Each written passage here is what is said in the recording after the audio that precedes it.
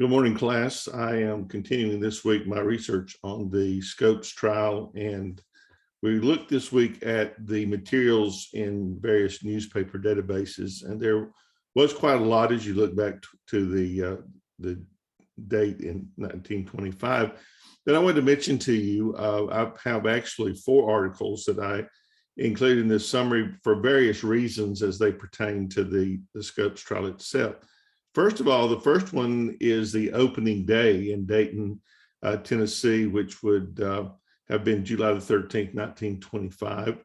Included a lot of facts about the characters that played out in the drama, from William Jennings Bryan to Clarence Darrow to other various members of the legal team, who provided some great background information and also some great facts about the judge and the jury, and the town of Dayton and all the things that went on there. And it was quite a circus. So the opening day information, I think, is vital to my research. Also have an article from the Evening Star from July the 3rd, which announced before the trial an agreement that they would air this trial via radio, and it would be linked up to Chicago and then from there to around the world. There's a great deal of interest in the trial. Radio was a new technology in the 1920s. It had started out as a ship-to-shore communications, and no one had ever envisioned that it would be a source of news or entertainment or music or anything else.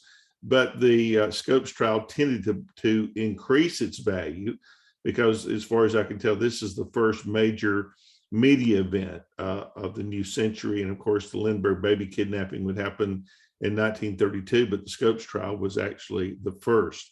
The Indianapolis Times I included because it has some great pictures, the first picture of the courtroom, and then it talks about the strategy there of bringing in expert testimony, which both Bryan and Darrow agreed to, but the judge disagreed because he didn't want to make this even more of a circus. Even though men had been asked to come and testify, they finally agreed that Darrow and Bryan would be their own expert witnesses. And of course, Bryan has made a vital mistake in his testimony, and thought he had lost the case for Christianity, and actually died thinking that, because the next day the case was thrown to the jury. Jury found Scopes guilty, and they moved on. And Bryan was dead by that Sunday. He died actually on Sunday, never left Dayton, Tennessee. The last thing is it reveals efforts to appeal the Scopes verdict.